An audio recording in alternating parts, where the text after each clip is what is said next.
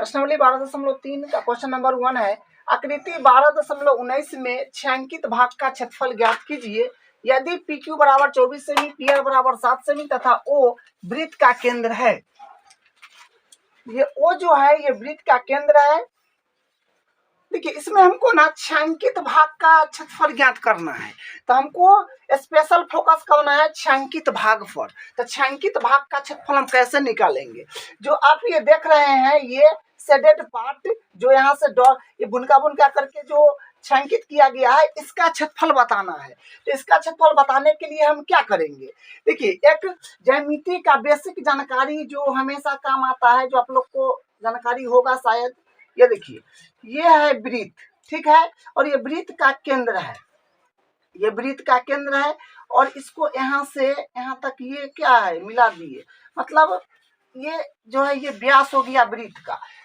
तो वृत्त के ये जो है ये वृत्त का व्यास है। तो व्यास के दोनों सिरे को परिधि के किसी भी बिंदु से अगर हम मिला देते हैं तो वो हमारा हो जाता है समकोण बन जाता है। कहीं भी मिला देंगे कहीं भी तो ये भी क्या होगा, समकोण बनेगा। जो आप जानते हैं व्यास के दोनों सिरे को अगर परिधि के किसी बिंदु से हम मिला देते हैं तो वो समकोण बन जाता है। जो आप जानते हैं क्लास 9th का ये सब बात है, जो वृत्त चैप्टर में हम लोग पढ़ते हैं। तो ये अर्धवृत्त में व्यास क्या करता है, वृत्त को दो भाग में बांट देता है और व्यास के दोनों सिरों को परिधि के किसी भी बिंदु से मिला देते हैं तो वो हो जाता है अर्धवृत्त में बना कोण समकोण हो जाता है। ठीक है, तो परिधि व्यास के दोनों सिरों को परिधि के किसी भी बिंदु से मिला देंगे तो वहां पर वो समकोण जो है समकोण त्रिभुज बन जाता है। ठीक है, तो ये बात हम लोग जानते हैं कि अर्धवृत्त में बना कोण होता है वो समकोण होता है। तो इसका जानकारी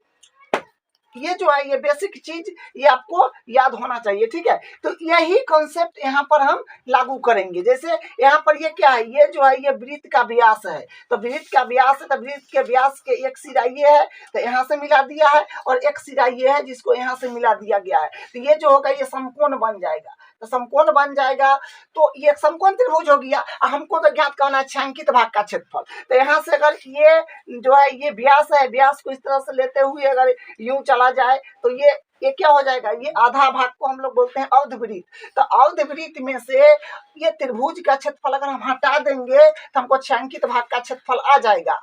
ठीक है, तो छायांकित भाग का क्षेत्रफल कैसे निकालेंगे? तो हम पूरे अर्धवृत्त के क्षेत्रफल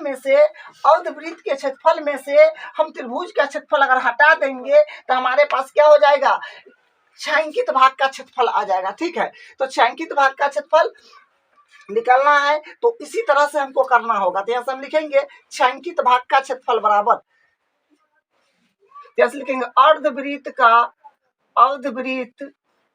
का क्षेत्रफल माइनस त्रिभुज PQR का क्षेत्रफल। तो यहाँ से अर्धवृत्त का क्षेत्रफल होता है, देखिए वृत्त का क्षेत्रफल होता है पाई आर स्क्वायर और अर्धवृत्त मतलब आधा वृत्त का चाहिए तो बट्टा 2 कर देंगे तो आधा वृत्त का आ जाएगा माइनस त्रिभुज का क्षेत्रफल ये होता है जो होगा 1/2 गुने आधार गुने ऊंचाई, जो कि ये समकोण त्रिभुज बन जाएगा। ठीक है, तो ये समकोण त्रिभुज बन जाएगा। तो यहाँ से पाई का मान तो देखिए जब तक नहीं कहा जाए तब तक 22/7 लेना है, हमेशा 3.14 लेना होगा तब वो बोलेगा। आर का मान अभी तक मालूम नहीं है तो यहाँ से हम पाइथागोरस प्रमेय लगा देंगे तो हमारा आर का मान चल आएगा। तो पाइथागोरस प्रमेय से यहाँ से आर का मान आ जाएगा तो लिखेंगे त्रिभुज PQR में जो है कोण P बराबर है 90 डिग्री। तो अतः पाइथागोरस प्रमेय से, तो पाइथागोरस प्रमेय क्या होता है, कर्ण का स्क्वायर जो कि 90 डिग्री के सामने वाला कर्ण होता है। तो कर्ण हो जाएगा QR का स्क्वायर बराबर लंब ये और ये दोनों में से किसी को ले लीजिए। तो हम लेते हैं PR, तो PR का स्क्वायर प्लस PQ का स्क्वायर। PQ यहाँ से लेकर के यहाँ तक ये 24 दिया गया है और उसके बाद RP या PR 7 है। ये PR का वैल्यू 7 है, PR का वैल्यू 7 दिया हुआ है, ये 7 है। अब यहाँ से मान रख देते हैं, QR का मान निकल जाएगा तो QR का स्क्वायर बराबर PR है PR 7 है तो 7 का स्क्वायर प्लस और पी क्यू है 24, तो 24 का स्क्वायर, तो यहाँ से आ जाएगा क्यू आर का स्क्वायर बराबर 7 का स्क्वायर होता है 49 और 24 का स्क्वायर होता है 576। तो यहाँ से आ जाएगा क्यू आर का स्क्वायर बराबर, जोड़ेंगे तो 6 से 25 आ जाएगा, तो क्यू आर बराबर स्क्वायर से यहाँ रूट चढ़ जाएगा तो 6 से 25, तो क्यू आर बराबर आ जाएगा 25 सेमी। तो 25 सेमी जो है ये व्यास आ गया क्यू आर, लेकिन व्यास का जरूरी अपने को नहीं है, व्यास का जरूरी तो अपने को है नहीं, तो यहाँ से हम त्रिज्या निकाल लेंगे, तो त्रिज्या हो जाएगा क्यू आर बराबर हो जाएगा 25/2, जो कि ये त्रिज्या हो जाएगा। ठीक है, तो यहाँ से हम अब मान इसमें भर देंगे तो हमारा आंसर आ जाएगा। तो पाई के मान 22/7 हो जाएगा, 22/7 गुने, और यहाँ से आर अभी लाए हैं 25, तो 25/2, आर का मान है 25/2, स्क्वायर है तो दूसरा लिखाएगा 25/2 गुने 25/2 माइनस 1/2। आधार जो है आधार हो जाएगा आपका 90 के सामने वाला कौन होगा, आधार और लंब किसी को ले लीजिए। मान लीजिए हम आधार ले रहे हैं 7 और ऊंचाई ले रहे हैं 24, बट्टा में 2 है तो 1/2 लिख देते हैं।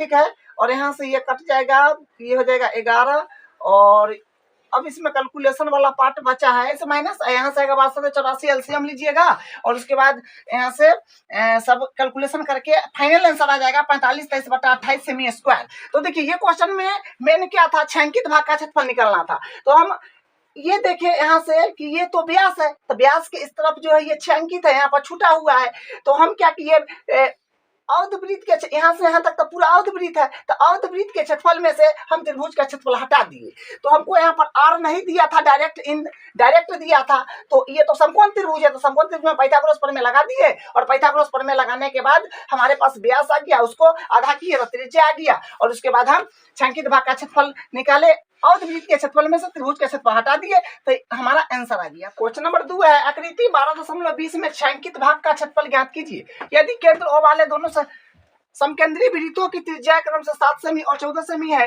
कोण एओसी 40 डिग्री है। देखिए ये वृत्त का केंद्र है और ये 40 डिग्री कोण दे रखा है, और ये दोनों जो है ये समकेंद्रीय वृत्त है। समकेंद्रीय वृत्त का मतलब एक ही केंद्र से ये दोनों वृत्त बना हुआ है, इसलिए ये समकेंद्रीय वृत्त है। हमको छायांकित भाग का क्षेत्रफल ज्ञात करना है, और ये डायग्राम आपको दे रखा है। तो छायांकित भाग का क्षेत्रफल कैसे ज्ञात करेंगे, देखिए थोड़ा सा अगर ध्यान दीजिएगा, तो ये यहाँ से लेकर के यहाँ तक तो ये छोटा वृत्त है, जो कि इसका ये त्रिज्या है दोनों, तो यहाँ से यहाँ तक जो है ये आपका छोटा वृत्त का त्रिज्यखंड हो गया, और यहाँ से यहाँ तक ये बड़ा वृत्त का त्रिज्यखंड हो गया। हमको छायांकित भाग का क्षेत्रफल ज्ञात करना है, तो हम क्या करेंगे, ये बड़ा वृत्त के त्रिज्यखंड में से हम छोटा वृत्त का त्रिज्यखंड हटा देंगे, तो हमारे पास आ जाएगा छायांकित भाग का क्षेत्रफल। ठीक है, तो छायांकित भाग का क्षेत्रफल हम कैसे ज्ञात करेंगे, ये बड़ा त्रिज्यखंड में से, यानी बड़ा वृत्त का त्रिज्यखंड में से, बड़ा वृत्त का त्रिज्यखंड में से हम छोटे वृत्त का त्रिज्यखंड को अगर हटा देंगे, तो हमारे पास छायांकित भाग का क्षेत्रफल आ जाएगा। ठीक है, तो हम यहाँ से लिखते हैं छायांकित भाग का क्षेत्रफल बराबर,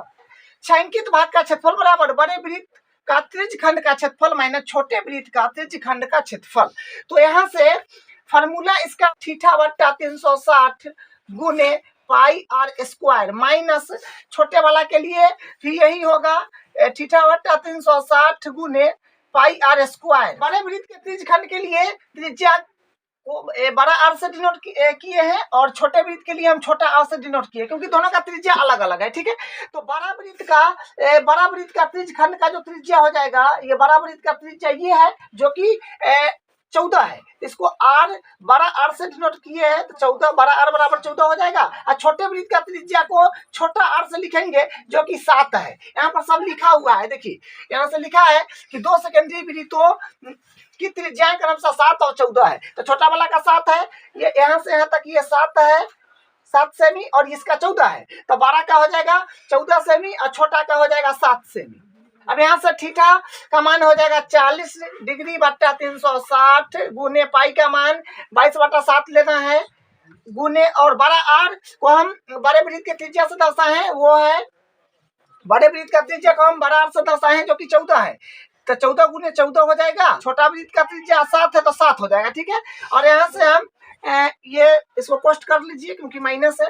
अब यहाँ से देखिए 1 जीरो से 1 जीरो काट लेंगे, 4 9 36 कट जाएगा, और यहाँ से 7 दूनी 14 कट जाएगा। उसके बाद फिर यहाँ से ये कट जाएगा, फिर 4 9 36 कट जाएगा, और यहाँ से 7 से 7 कट जाएगा। अब इसको कैलकुलेशन करके 6 से 16/9 आएगा माइनस, और यहाँ से जो है आ जाएगा 154/9। इस सबको एलसीएम लेकर के भिन्न का घटाव करिएगा तो इतना आ जाएगा। ठीक है, तो यही इसका छायांकित भाग का क्षेत्रफल है। ओवरऑल काम क्या किए हैं, देखिए बड़े त्रिज्यखंड में से हम छोटे त्रिज्यखंड को हटा दिए हैं, बड़े त्रिज्यखंड में से छोटे त्रिज्यखंड को हटा दिए तो हमारे पास छायांकित भाग का आकृति 12.21 में छायांकित भाग का क्षेत्रफल ज्ञात कीजिए। यदि एबीसीडी भुजा 14 सेमी वाला एक वर्ग है तथा पी एपीडी और बीपीसी दो अर्धवृत्त है, तो छायांकित भाग का क्षेत्रफल निकालना है। तो छायांकित भाग का क्षेत्रफल निकालने के लिए एबीसीडी वर्ग में से हम ये अर्धवृत्त और ये अर्धवृत्त का क्षेत्रफल हटा देंगे तो हमारे पास छायांकित भाग का ही क्षेत्रफल बचेगा।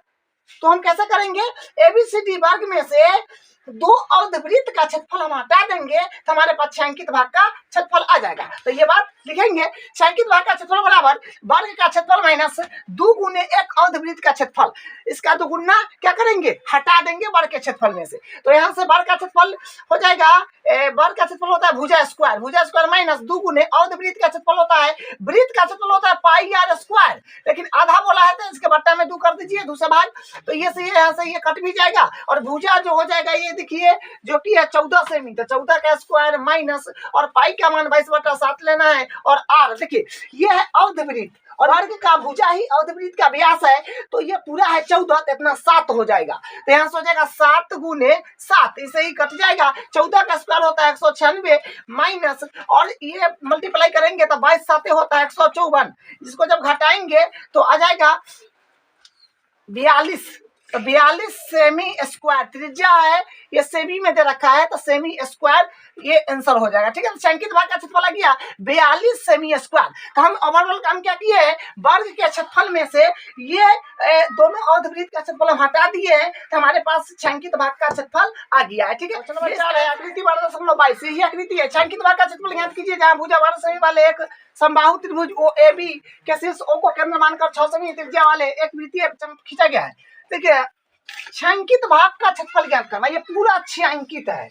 इसको केंद्र को शीर्ष मानते हुए यहाँ से समबाहु त्रिभुज खींचा हुआ है, तो हम समबाहु त्रिभुज का क्षेत्रफल और समबाहु त्रिभुज का क्षेत्रफल, और ये जो है ये इधर वाला जो पार्ट बचा है ये हो गया आपका दीर्घ त्रिज्यखंड का क्षेत्रफल। तो समबाहु त्रिभुज का क्षेत्रफल और दीर्घ त्रिज्यखंड का क्षेत्रफल को अगर आप जोड़ देंगे तो आपका छायांकित भाग का क्षेत्रफल आ जाएगा। ठीक है, तो छायांकित भाग का क्षेत्रफल कैसे हम निकालेंगे, छायांकित भाग का क्षेत्रफल निकालने के लिए छायांकित भाग का क्षेत्रफल निकालने के लिए समबाहु त्रिभुज का क्षेत्रफल और ये इतना पार्ट जो बचा है वृत्त का इतना हिस्सा वो आपका जो कि दीर्घ त्रिज्यखंड है, दीर्घ त्रिज्यखंड का क्षेत्रफल और समबाहु त्रिभुज का क्षेत्रफल को अगर आप जोड़ देंगे तो आपका आ जाएगा छायांकित भाग का क्षेत्रफल। तो वही बात लिखेंगे, छायांकित भाग का क्षेत्रफल बराबर दीर्घ त्रिज्यखंड का क्षेत्रफल प्लस समबाहु त्रिभुज AOB, ये त्रिभुज का नाम है AOB का क्षेत्रफल। तो देखिए दीर्घ त्रिज्यखंड का क्षेत्रफल क्या होता है, दीर्घ त्रिज्यखंड का क्षेत्रफल होता है 360 माइनस थीटा बट्टा 360 गुने पाई आर स्क्वायर माइनस √3/4 गुने भुजा स्क्वायर। ये फॉर्मूला है, इस पर बैठा देना है आपको आंसर। तो देखिए यहाँ से क्या हो जाएगा, ये कोण जो हो जाएगा ये समबाहु त्रिभुज है। तो समबाहु त्रिभुज का खास बात होता है कि उसकी प्रत्येक कोण और प्रत्येक भुजा बराबर होते हैं। तो ये 60 का कोण होगा, तो यहाँ से हमको थीटा मिल गया 60 डिग्री, और ये त्रिज्या जो है यहाँ से मिल गया 6 सेमी, और ये जो है भुजा समबाहु त्रिभुज का जो भुजा है आपका 12 सेमी, प्रत्येक भुजा 12 होगा तो 12 सेमी इसका भुजा है। बस जो इन्फॉर्मेशन है हम यहाँ पर लिख दिए हैं, और ये मान भर दीजिए, कैलकुलेशन करिए, आपका आंसर आ जाएगा। तो 360 है तो 360 माइनस थीटा का मान है 60, तो प्लस अब यहाँ से √3/4 है तो √3/4 गुने भुजा का मान है अपने पास 12, समबाहु त्रिभुज का भुजा है 12 और इसका स्क्वायर। तो यहाँ से आ जाएगा, ये घटाएंगे तो 300/360 गुने, और यहाँ से आएगा 22/7 गुने और 36 इधर आ जाएगा। देखिए सिंपल कैलकुलेशन करना है आपको, √3/4 गुने इसका होता है 144, 12 का स्क्वायर 144। ठीक है, तो यहाँ से आ जाएगा 0 से 0 पहले काटिए, तो यहाँ से हो जाएगा 5 6 30 छिकू छिकू 36, 6 से ये भी कट जाएगा, 6 मरते। तो यहाँ से आ जाए कैलकुलेशन करके क्या है, तो ये कैलकुलेशन इससे आगे आपको नहीं करना है, तो ये ज्यादा भारी भरकम कैलकुलेशन है। तो √3 का वैल्यू अगर देता तो हम करके, √3 का वैल्यू देगा तो समझिए कि कैलकुलेशन करने के लिए बोला है, और √3 का वैल्यू नहीं दे रहा है तो कैलकुलेशन कंप्लीटेड सा हो गया है, इसलिए यहीं पर छोड़ देना है, यही इसका आंसर है। तो हम इसका ओवरऑल काम क्या किए, हमको छायांकित भाग का क्षेत्रफल निकालना था, तो हम समबाहु त्रिभुज का क्षेत्रफल और ये जो वृत्त का जो इतना हिस्सा बचा जो दीर्घ त्रिज्यखंड हुआ, दीर्घ त्रिज्यखंड का क्षेत्रफल प्लस समबाहु त्रिभुज का क्षेत्रफल हम दोनों को जोड़ दिए, हमारे पास छायांकित भाग का क्षेत्रफल 5 है। भुजा 4 सेमी वाले एक बार के प्रत्येक कोने से 1 सेमी त्रिज्या वाले वृत्त का 1/4 काटा गया है तथा बीच में 2 सेमी व्यास वाला एक वृत्त भी काटा गया है, जैसा कि आकृति 12.23 में दर्शाया गया। यही आकृति है। वर्ग के शेष भाग का क्षेत्रफल ज्ञात कीजिए। वर्ग के शेष भाग का क्षेत्रफल ज्ञात करना है, तो यानी यहाँ से चतुर्थांश काटा गया है चारों कोना से, और ये बीच में जो है 2 सेमी व्यास वाला वृत्त को छोड़ा गया है, तो बाकी बात ये जो है आपका वर्ग में जितना शेष भाग बचा हुआ है उसका क्षेत्रफल ज्ञात करना है। ठीक है, तो वर्ग के शेष भाग का क्षेत्रफल ज्ञात करना है, यानी यहाँ से ये चतुर्थांश काटा गया है चारों कोना से, और ये बीच में एक 2 सेमी व्यास वाला जो है वो वृत्त को छोड़ा गया है, तो ये सब हटा देंगे उसमें से, तो हमारे पास जो वर्ग का शेष भाग है उसका क्षेत्रफल आ जाएगा। हम वर्ग का शेष भाग का क्षेत्रफल कैसे ज्ञात करेंगे, तो 4 को चतुर्थांश का क्षेत्रफल हटा देंगे और 2 सेमी व्यास वाला जो है ये वृत्त उसका क्षेत्रफल हटा देंगे, तो हमारे पास क्या हो जाएगा, जो वर्ग के शेष भाग है उसका क्षेत्रफल ही सिर्फ बचेगा। ठीक है, तो ओवरऑल हम ये काम करेंगे। 4 सेमी भुजा वाला है, ठीक है, और ये अंदर वाला का जो व्यास है ये है 2, हमको त्रिज्या से काम है, तो ये हो जाएगा r बराबर जो होगा ये 1 सेमी हो जाएगा। ठीक है, और ये जो है चारों कोना से 1 सेमी त्रिज्या वाला चतुर्थांश काटा गया है। ठीक है, 1 सेमी त्रिज्या वाला वृत्त का चतुर्थांश काटा गया, क्योंकि अगर आप इसको इस तरह से घुमाएंगे तो एक वृत्त बन जाएगा। ठीक है, तो इसका चौथा भाग ही काटा गया है, अपने काम का नहीं है, इसको ऐसी समझाने के लिए ड्रॉ किए हैं। तो ये वृत्त का चौथा भाग है, तो चौथा भाग है तो इसका जो है ये त्रिज्या जो है ये है 1 सेमी, तो सबका 1-1 है। ठीक है, जो चारों कोना पर है सबका त्रिज्या 1-1 है। शेष भाग का क्षेत्रफल बराबर वर्ग का क्षेत्रफल माइनस वृत्त का क्षेत्रफल माइनस 4 गुने 1/4 का क्षेत्रफल। तो वर्ग के क्षेत्रफल में से हम वृत्त का क्षेत्रफल हटा देंगे ये वाला, और 4 गुने 1/4 का क्षेत्रफल हटा देंगे। 4 गुने ये जो है ये सब का चतुर्थांश जो है ये सब बराबर है, तो 1/4 का निकालेंगे, 4 से गुना कर देंगे तो चारों का आ जाएगा, वो भी हटा देंगे। ठीक है, वर्ग का क्षेत्रफल बराबर हो जाएगा भुजा स्क्वायर और माइनस वृत्त का क्षेत्रफल होता है पाई r स्क्वायर, तो पाई r स्क्वायर माइनस 4 है तो 4 चतुर्थांश का क्षेत्रफल बोला गया है। तो चतुर्थांश का मतलब होता है कि वृत्त का चौथा हिस्सा, ये वृत्त है और इसका चौथा हिस्सा को ही हम लोग चतुर्थांश बोलते हैं। तो वृत्त का क्षेत्रफल होता है पाई r स्क्वायर, और इसका चौथा हिस्सा बोला गया है तो बट्टा में 4 ले लेंगे। ठीक है, जैसे हम अर्धवृत्त का क्षेत्रफल कैसे निकालते हैं, पाई r स्क्वायर करते हैं, आधा रहता है तो बट्टा में 2 लेते हैं, इसका चौथा भाग है तो बट्टा में 4 ले लिए हैं। ठीक है, देखिए इसको एक तरह से और यहाँ पर लिख सकते हैं, आप यहाँ पे एक तरह से और लिख सकते हैं, क्योंकि ये तो आपको बताए हैं कि एक वृत्त बन जाएगा, तो वृत्त का ही तो एक भाग है ये, तो ये त्रिज्यखंड हो गया ना, तो ये 4 त्रिज्यखंड का भी क्षेत्रफल निकाल सकते हैं यहाँ से। ठीक है, 4 त्रिज्यखंड का क्षेत्रफल भी यहाँ पर लिख सकते हैं, तो 4 त्रिज्यखंड का क्षेत्रफल लिखेंगे तो भी बराबर बात होगा, लेकिन हम इसी से कर देते हैं। तो यहाँ से भुजा जो होगा ये है 4 का स्क्वायर माइनस अब पाई का मान इसमें वही लेना है जो यहाँ पर बोला गया है, जब चेंज करना होगा तो यहाँ पर बोल देगा। ठीक है, ऊपर में बोल दिया है कि जब तक नहीं कहा जाए पाई का मान 22/7 लेते रहिए, तो यहाँ पर हो जाएगा 22/7 गुने और r ये वृत्त का जो है ये वाला, इसका वृत्त का हम इसको r1 मान लेते हैं, तो r1 बराबर हो जाएगा 1, तो 1 का स्क्वायर माइनस 4,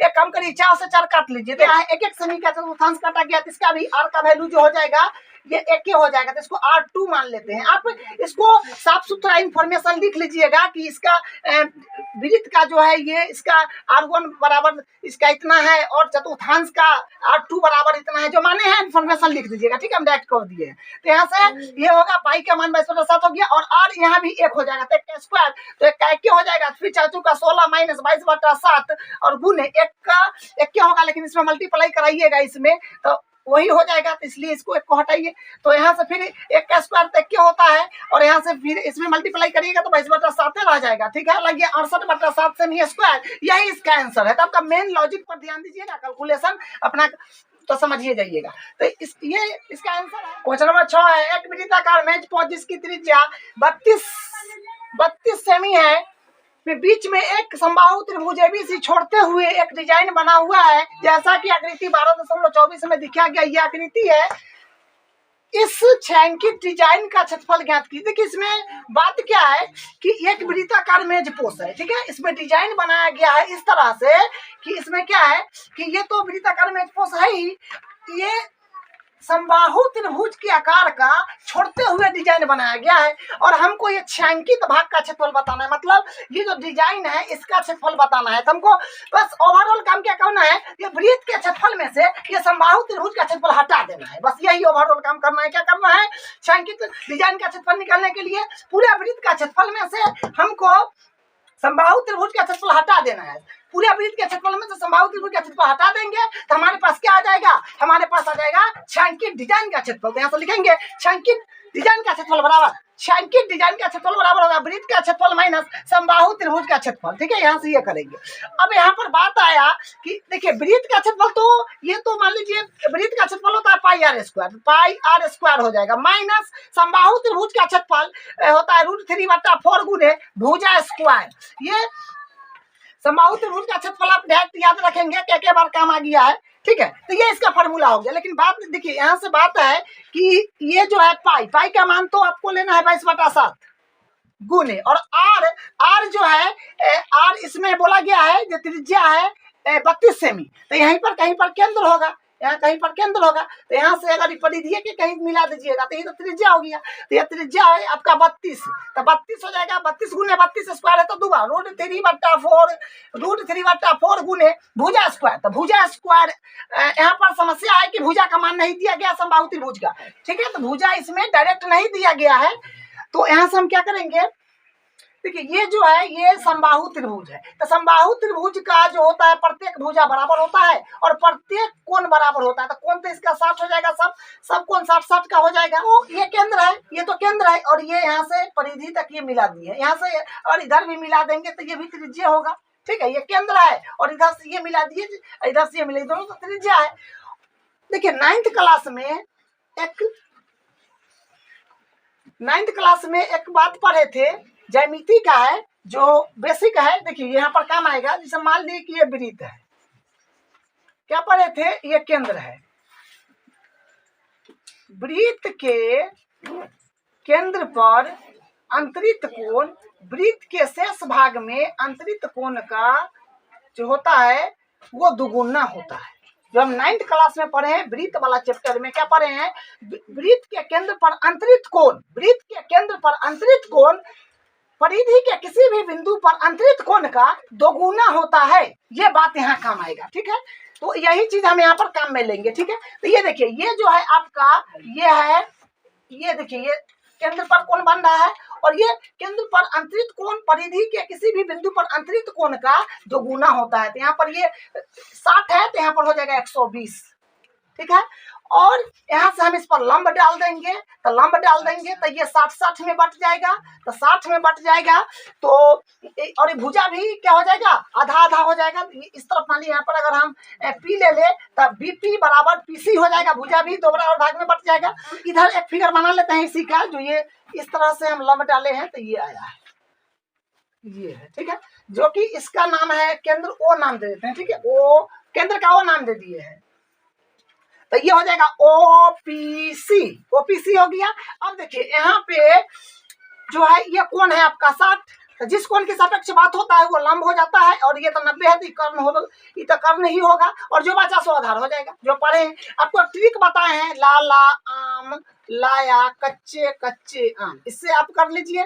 तो इसको बोलते हैं साइन, ये होता है कॉस, ये होता है टेंशन, कोसाइन कोसेक सेकॉन्ड। तो त्रिकोणमिति तो अपन अच्छा से पढ़े हैं तो कोई दिक्कत नहीं होना चाहिए। अब देखिए अब हमको देखिए निकालना क्या है, निकालना है हमको, देखिए निकालना है हमको ये ठीक है, पीसी देखिए तो गुना करेंगे तो ये आ जाएगा, इस पर फोकस कीजिए। तो यहाँ से अपने को ये जो है ये जो है ओसी ये आपका त्रिज्या है जो कि 32 सेमी है, जो आपको देखे हैं यहाँ पर भरे भी हैं, तो 32 ये 32 हो जाएगा।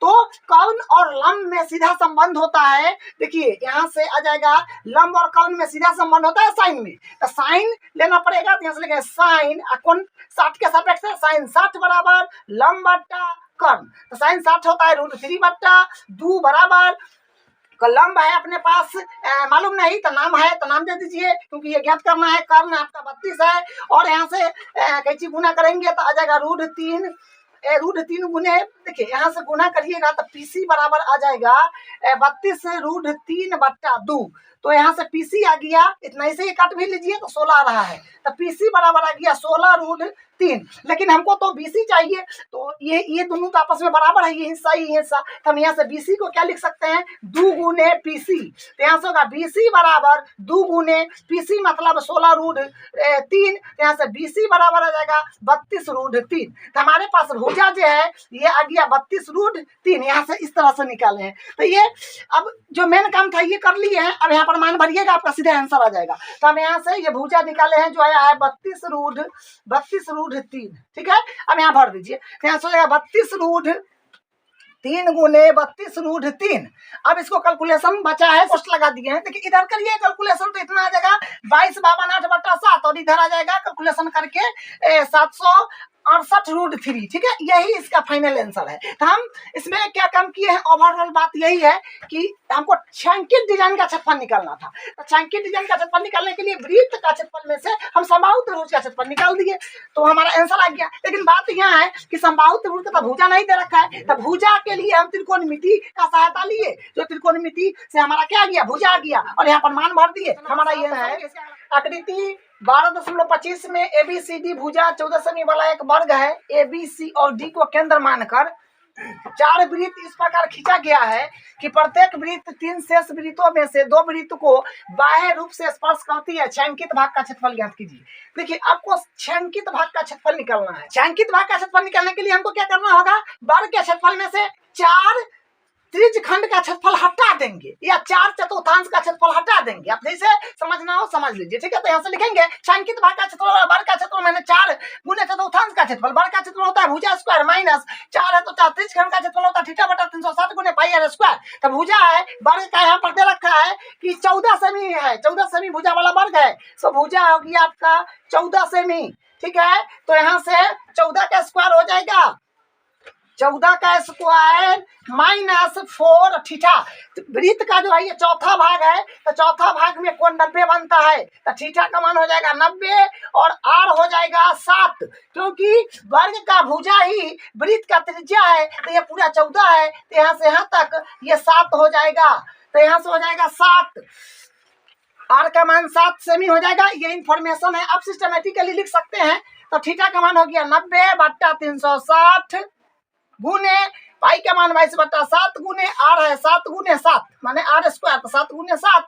अब चतुर्थांश का भी क्षेत्रफल लिखते तो कोई फर्क नहीं पड़ता, ठीक है। हम त्रिज्यखंड पर बना दिए, तो 14 का आ जाएगा स्क्वायर 196 माइनस 4 0 से 0 कटेगा 4 9 चौक 36, 7 से 7 कटेगा, ठीक है, 4 से 4 भी कट जाएगा, तो 22 और यहाँ से आ जाएगा 22 7 154, तो यहाँ से घटाइएगा तो 42 सेमी स्क्वायर इसका आंसर आ जाएगा, ठीक है। तो छायांकित भाग का क्षेत्रफल हो गया 42 सेमी स्क्वायर इसका आंसर है। तो हम ओवरऑल काम क्या किए, वर्ग का क्षेत्रफल में से 4 त्रिज्यखंड का क्षेत्रफल हटा दिए, या फिर वर्ग का क्षेत्रफल में से 4 चतुर्थांश का क्षेत्रफल हटा दीजिएगा तो वही बात होगा। तो ओवरऑल काम ये इसका आंसर है। आकृति 12.26 आकृति एक दौड़ने का पथ दर्शाती है जिसके बाएं और दाएं सिरे अर्धवृत्ताकार है, दोनों आंतरिक समांतर रेखाखंडों के बीच की दूरी 60 है तथा इनमें प्रत्येक रेखाखंड 106 मीटर लंबा है। यदि पथ 10 मीटर चौड़ा हो तो ज्ञात कीजिए। देखिए इसमें पहला ज्ञात करना है पथ के आंतरिक किनारों के अनुदिश से पूरा चक्कर लगाने में तय दूरी, मतलब आंतरिक किनारा का मतलब ये हुआ यहाँ से ये यूं गया और यूं इस तरह से ये दूरी कितना है, ठीक है, ये बताना है। आंतरिक किनारों के अनुदिश पूरा चक्कर लगाने में ये किनारा जो है ये पूरा चक्कर लगाएगा तो कितना दूरी होगा ये आपको बताना है। देखिए इसका जो है ये यहाँ पर ये दे रखा है 60 देखिए दोनों आंतरिक रेखाखंडों के बीच की दूरी, दोनों आंतरिक रेखाखंड, ये जो ये रेखाखंड है यहाँ से यहाँ तक, तो ये तो रेखाखंड है, यहाँ से यहाँ तक तो एक रेखाखंड है, और यहाँ से यहाँ तक भी तो समान रेखाखंड है। तो ये इसके बीच का जो दूरी दिया गया है, ये दूरी है 60 मीटर, ठीक है। और ये जो है, ये मान लीजिए ना, ये यहाँ से यहाँ तक तो ये, और फिर यहाँ से यहाँ तक इसको मान लेंगे, इसको मान लेते हैं ए बी, ठीक है। ये मान लेते हैं कि ए है और ये मान लेते हैं बी है, इसको मान लेते हैं सी और इसको मान लेते हैं डी। यहाँ से यहाँ तक एक सीधा रेखाखंड है और नीचे भी तक सीधा रेखाखंड है। इसका लंबाई दे रखा है 106 मीटर, ठीक है। यहाँ पर बोला है कि इनमें से प्रत्येक रेखाखंड की लंबाई जो है 6 मीटर लंबा है। तो ये दोनों 106 मीटर लंबा है, दोनों 106 मीटर लंबा है, तो 106 हो जाएगा मीटर दोनों का, ठीक है। इसका भी 106 ही होगा, तो 106 समांतर रेखाखंडों के बीच का दूरी 60 है, ठीक है। हमको बताना है कि आंतरिक पथ पर ये यहाँ से यहाँ तक लेकर के चलेगा, ये इस तरह से चलेगा यहाँ तक, कितना दूर गया, ठीक है। तो हमको इसमें देखिए, इसका नाम तो दे दिए, इसका भी नाम दे देते हैं, मान लीजिए इसका नाम देते हैं पी, जोड़ देंगे क्योंकि ये और ये समान लंबाई क्या है। तो ये रेखाखंड और ये रेखाखंड प्लस, अगर नाम दिए हैं ए बी रेखाखंड प्लस सी डी रेखाखंड, उसके बाद ये अर्धवृत्त का क्षेत्रफल जोड़ देंगे, अर्धवृत्त का परिमाप, क्योंकि ये परिमाप पर ही तो दौड़ेगा, ठीक है। तो ये परिमाप, इधर अर्धवृत्त का परिमाप है, इधर भी अर्धवृत्त, दोनों तरफ समाने हैं, तो इतना काम करेंगे तो हमारा आंसर आ जाएगा। तो ये लिखे हैं कि ए बी रेखाखंड की लंबाई प्लस सी डी रेखाखंड की लंबाई बराबर 2 गुने अर्धवृत्त की परिधि। तो ये एक को लिख से या 2 गुना में लगा देते तो ये हो जाता है, क्योंकि दोनों तो बराबर है। तो इसका लंबाई है 106 प्लस परिधि का फॉर्मूला होता है 2πr, ठीक है। अब यहाँ से आ जाएगा 106 को जोड़ेंगे तो आ जाएगा 112 प्लस, और यहाँ से आएगा 2 गुने, और ये हो जाएगा यहाँ से 2 गुने पाई का मान होगा 22/7 गुने, और आर, ये पूरा यहाँ से यहाँ तक जो है 60 है, तो हमको आधा चाहिए ना, क्योंकि ये आधा आपका हो जाएगा 30, ठीक है। तो त्रिज्या हो जाएगा 30, इसको जोड़िएगा तो 212 आएगा, ठीक है। वृत्त का परिधि होता है 2πr, उसको अर्धवृत्त को हमको चाहिए तो 2πr/2 करिएगा, तो यहाँ से बट्टा में 2 आ जाएगा, ठीक है। तो ये जो है मेन ये है, और इसका जो है मान भर दीजिएगा, कैलकुलेशन करिएगा, तो यहाँ से इस सब का कैलकुलेशन करते करते ये आ जाएगा, ठीक है। सबका कैलकुलेशन करिएगा तो इतना आ जाएगा 84,028/7 सेमी, ठीक है। ये कैलकुलेशन करना है, ठीक है, कैलकुलेशन वाला पार्ट है। तो ये यहाँ से आ गया। तो हम ओवरऑल काम क्या किए, पथ के आंतरिक किनारों के अनुदिश एक पूरा चक्कर लगाने में तय की गई दूरी बताना था। तो यानी यहाँ से यहाँ तक चलेगा, यहाँ से यहाँ तक ये दूरी कितना हुआ। तो ये रेखाखंड प्लस ये रेखाखंड और ये जो है ये अर्धवृत्त है, ठीक है। तो ये अर्धवृत्त प्लस ये अर्धवृत्त, इतना को हम जोड़ देंगे तो हमारे पास क्या होगा, हमारे पास ये जो है ये आंतरिक किनारा जितना चक्कर लगाएगा वो कुल दूरी आ जाएगा, ठीक है। तो ओवरऑल काम हम ये किए, सबको जोड़ दिए, हमको जितना चक्कर लगा वो यहाँ से दूरी आ गया, ठीक है। अब यहाँ से पथ का क्षेत्रफल निकालना है, ठीक है। 2 में है पथ का क्षेत्रफल, तो पथ का क्षेत्रफल बिल्कुल आसान है। तो पथ जो है, देखिए पथ का क्षेत्रफल का मतलब हुआ ये यहाँ से इतना चौड़ा है, ये पथ है, और इस तरह से ये पूरा क्षेत्रफल आपको बताना है। पथ का क्षेत्रफल यानी ये पूरा बताना, ये पथ है, क्योंकि देखिए जब ओलंपिक वगैरह सब जो ओलंपिक खेल जो खेलता है ना, तो इसी पर ये दौड़ाया जाता है, जिसको हम बोलते हैं राइकिंग ट्रैक, ठीक है। ये राइकिंग ट्रैक है। तो इसमें इसका हमको क्षेत्रफल निकालना है, ठीक है, पथ का क्षेत्रफल। तो ये पूरा पथ है, इसका क्षेत्रफल निकालना है। कैसे निकालेंगे, तो देखिए यहाँ पर ये जो है ये आयत बन रहा है, और ये जो है चौड़ा 10 मीटर है, चौड़ा 10 मीटर है, और नीचे क्योंकि 10 मीटर चौड़ा है तो सब तो 10 है ना, है 10 मीटर चौड़ा सभी जगह है, तो ये हो जाएगा चौड़ा, यहाँ भी 10 हो जाएगा, सब जगह 10 मीटर चौड़ा है, ठीक है। तो यहाँ से पथ का क्षेत्रफल कैसे निकालेंगे, आयत का क्षेत्रफल मतलब एक आयत बन रहा है, ये जो है अगर नाम देना चाहे तो दे सकते हैं, ए बी सी डी का दिल है, तो ए बी सी डी तक हम नाम देते हैं, मान लीजिए ई एफ, और एक नाम देते हैं जी एच, ठीक है। नाम अपना हिसाब से कर लीजिएगा, आपको मेन पथ का क्षेत्रफल निकालना है। तो ई आयत का क्षेत्रफल प्लस ई आयत का क्षेत्रफल, और उसके बाद यहाँ पर जो है ये अर्धवृत्त है, तो अर्धवृत्त का क्षेत्रफल और इधर से अर्धवृत्त का क्षेत्रफल को क्या करना है, जोड़ना है। तो 2 आयत का क्षेत्रफल प्लस 2 अर्धवृत्त का क्षेत्रफल हम जोड़ देंगे तो हमारे पास पथ का क्षेत्रफल आ जाएगा। ये ओवरऑल आपको करना है, ठीक है। तो यहाँ से आ जाएगा तो देखिए हम यहाँ से लिखे हैं पथ का क्षेत्रफल बराबर 2 गुने आयत का क्षेत्रफल, क्योंकि ये और ये तो बराबर है, हम नाम नहीं लिए हैं, डायरेक्ट लिख दिए हैं पथ का क्षेत्रफल तो 2 गुने आयत का क्षेत्रफल, तो ये दोनों तो आयत है तो डायरेक्ट लिखिए 2 गुने आयत का क्षेत्रफल प्लस 2 है तो 2 अर्धवृत्त का क्षेत्रफल निकला है 2 गुने अर्धवृत्त का क्षेत्रफल, तो यहाँ से आ जाएगा 2 है तो 2 गुने आयत का क्षेत्रफल होता है लंबाई गुने चौड़ाई, तो इसका लंबाई जो होगा 106 है, ठीक है 106, इसका लंबाई जो हो जाएगा ये लंबाई 106 सेमी है और उसके बाद चौड़ाई जो है ये चौड़ाई 10 मीटर है, ठीक है।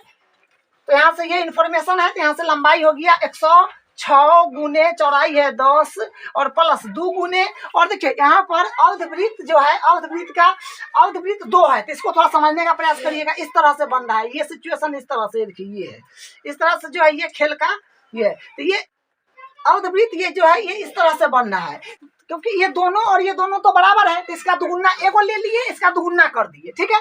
और मान लीजिए देखिए हमको तो ये क्षेत्रफल निकलना है, किसका क्षेत्रफल निकलना है पथ का, तो पथ तो सिर्फ इतना ही दूर में है और केंद्र तो यहाँ है, और वृत्त का तो केंद्र ये है, तो यहाँ से यहाँ तक तो ये पथ तो ये है, तो हम क्या करेंगे पथ का क्षेत्रफल निकालने के लिए ये बड़ा अर्धवृत्त में से छोटा अर्धवृत्त का जो क्षेत्रफल है वो हटा देंगे, तो अपने पास क्या बचेगा पथ का क्षेत्रफल बचेगा, ठीक है। तो यहाँ पर क्या करेंगे बड़े अर्धवृत्त का क्षेत्रफल में से हम छोटे अर्धवृत्त का क्षेत्रफल हटा देंगे, तो हमारे पास पथ का क्षेत्रफल बच जाएगा, ठीक है। हम इसको एगो लेकर के दुगुना कर दिए, क्योंकि ये और ये बराबर है तो इसका यहाँ से दुगुना कर दिए हैं, और यहाँ पर पथ का क्षेत्रफल निकालने के लिए क्योंकि केंद्र से देखिए ये केंद्र है और ये तो ये बड़ा वृत्त है और ये छोटा वृत्त है, लेकिन ये तो छोटा वृत्त देखिए ये छोटा वृत्त का ये परिधि है और बड़ा वृत्त का ये परिधि है, तो इसी के बीच में रास्ता है, तो यहाँ इतना तो रास्ता है नहीं, तो बड़ा वृत्त के क्षेत्रफल में से हम छोटा वृत्त का क्षेत्रफल हटा देंगे, अर्धवृत्त है दोनों, तो बड़ा अर्धवृत्त के क्षेत्रफल से छोटा अर्धवृत्त का क्षेत्रफल हटा देंगे तो रास्ता बचेगा,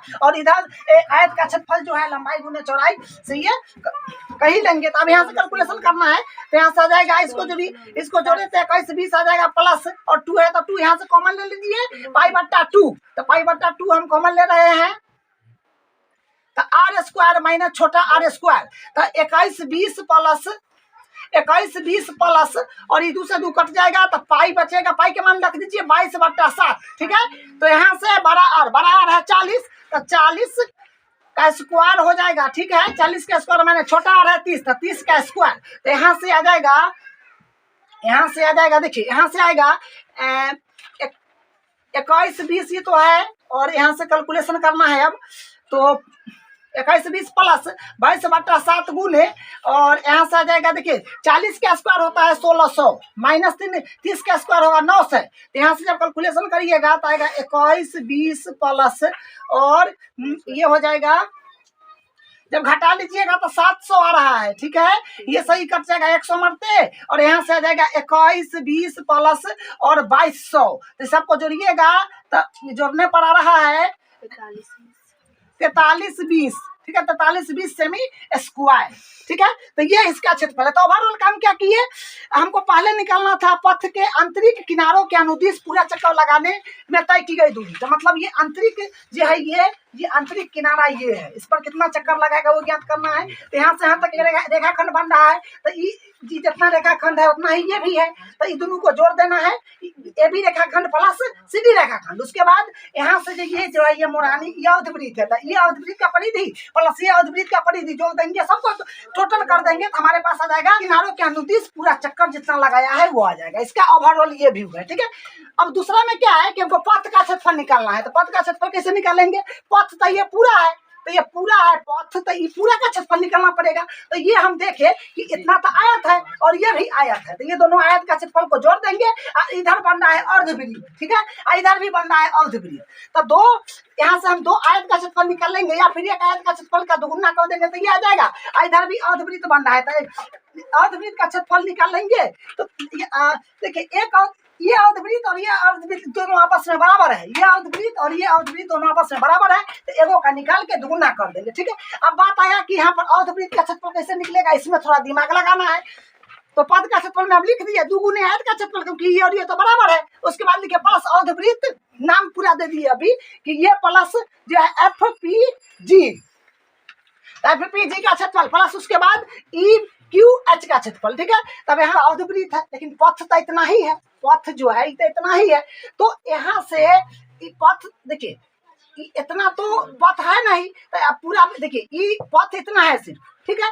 तो हमको क्या करना है, ये बड़ा अवधिवृत्त है, बड़ा अवधिवृत्त के क्षेत्रफल में से छोटा अवधिवृत्त का अगर हम क्षेत्रफल हटा देंगे तो हमारे पास क्या बचेगा, हमारे पास पथ का ही क्षेत्रफल बचेगा। तो हम वही किए कि बड़ा अवधिवृत्त के क्षेत्रफल में से छोटा अवधिवृत्त हटा दिए तो पथ बचा, ठीक है, दोगुना कर दिए, क्योंकि इधर करने की आवश्यकता नहीं, दोनों बराबर है तो 2 से गुना करके और बस सिंपल फार्मूला लगाया। वही लिखा है 2 गुने बड़े अवधिवृत्त का क्षेत्रफल माइनस छोटे अवधिवृत्त का। तो बड़े अवधिवृत्त यहाँ से यहाँ तक है, इसमें से छोटा इतना हटा दिए तो पथ आ गया, सिंपल फार्मूला लगाया है। और मान का लिख दिया, बड़ा के लिए बड़का, बड़ा त्रिज्या के लिए बड़का औसत नोट किया, छोटा त्रिज्या के लिए छोटका औसत नोट किया, सबका मान भर दिया, कैलकुलेशन कर दिया, कॉमन लिए यहाँ पे, कॉमन लेने से कैलकुलेशन आसान हो गया, कॉमन लिए हमारा आंसर आ गया इसका।